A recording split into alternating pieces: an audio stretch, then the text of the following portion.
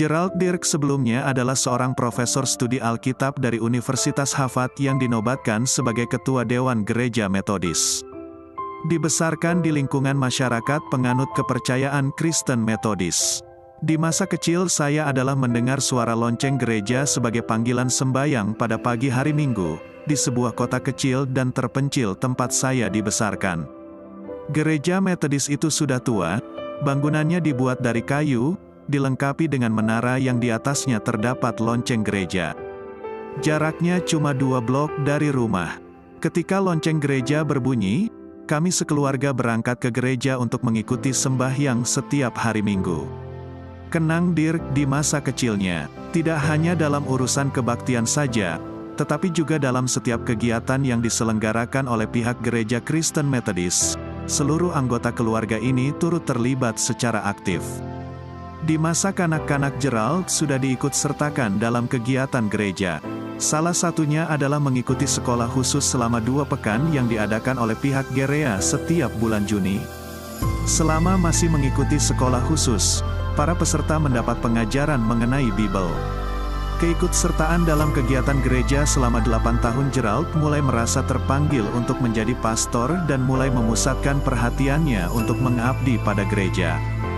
Baca juga, baru masuk Islam Brittany Roberts asal Amerika Serikat Gerald mulai aktif dalam organisasi Methodist Youth Fellowship, yang mengantarnya menjadi salah satu pengurus konferen dan ketua distrik. Saya juga menjadi penceramah tetap dalam acara tahunan Youth Sunday.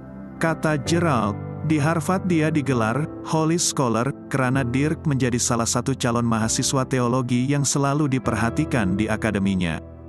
Dia lalu menjadi pastor muda di United Methodist Church, dan tidak berapa lama kemudian mendapat lisensi sebagai pastor dari gereja tersebut. Dirk lulus dari Harvard College tahun 1971. Lalu dia mendaftarkan diri ke Harvard Divinity School dan mendapat gelaran Master of Divinity pada tahun 1974, setelah sebelumnya ditahbiskan masuk dalam jajaran United Methodist Church.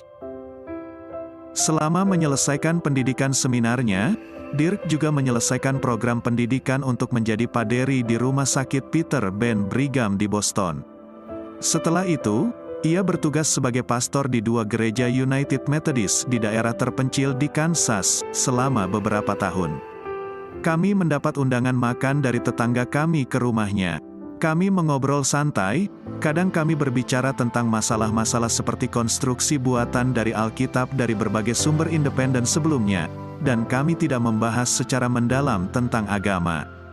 Reaksi awal saya adalah kewajiban seorang Muslim untuk menjadi tetangga yang baik, dan merupakan kewajiban seorang Muslim untuk bersedia berdiskusi tentang Islam dengan orang lain.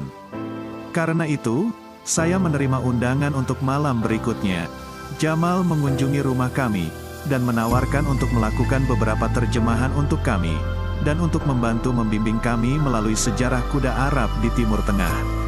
Sebelum Jamal meninggalkannya sore hari, dia bertanya apakah dia boleh menggunakan kamar mandi dan meminjam selembar koran untuk digunakan sebagai sajadah. Sebelum meninggalkan rumah kami, tentu saja kami bertanya-tanya apakah yang dia lakukan di atas koran. Tanpa kami sadari, Jamal telah melakukan dengan sangat indah dalam berdakwah. Dia tidak berkomentar tentang fakta bahwa kami bukan Muslim, dan dia tidak memberitakan apapun kepada kami keyakinan agamanya. Dia hanya memberi kita teladannya, sebuah contoh dalam gerakan sholatnya. Selepas dari itu hubungan kami semakin dekat.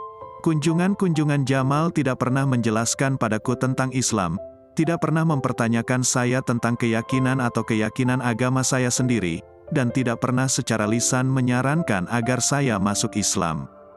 Seiring waktu berjalan hubungan kami jauh lebih akrab dibanding sebelumnya. Jamal memperkenalkan keluarganya kepada kami, di antaranya keluarga Wael dan keluarga Khalid.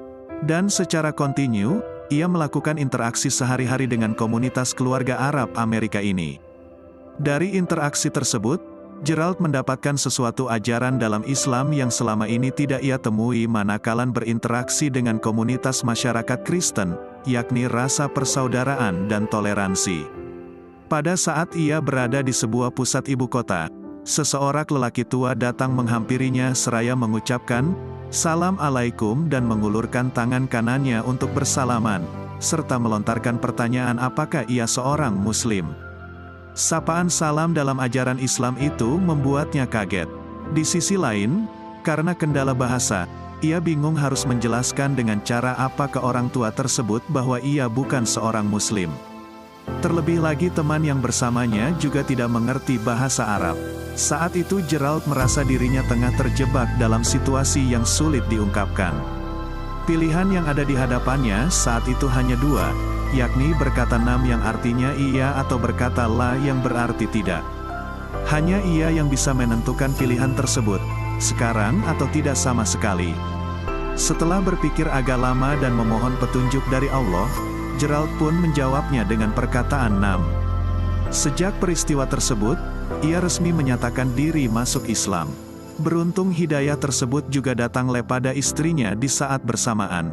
Sang istri yang kala itu berusia 33 tahun juga menyatakan diri sebagai seorang muslimah. Bahkan tidak lama berselang setelah kepulangannya ke Amerika, salah seorang tetangganya yang juga merupakan seorang pendeta mendatangi kediamannya dan menyatakan ketertarikannya terhadap ajaran Islam. Di hadapannya, tetangganya yang telah berhenti menjadi pendeta Metodis ini pun berikrar masuk Islam. Kini hari-hari Gerald dihabiskan untuk kegiatan menulis dan memberikan ceramah tentang Islam dan hubungan antara Islam dan Kristen. Bahkan ia juga kerap diundang sebagai bintang tamu dalam program Islam di televisi di banyak negara. Salah satu hasil karyanya yang menjadi bestseller adalah The Cross and the Crescent, An Interfaith Dialogue Between Christianity and Islam. Selain itu ia juga menulis lebih dari 60 artikel tentang ilmu perilaku, dan lebih dari 150 artikel tentang kuda Arab dan sejarahnya.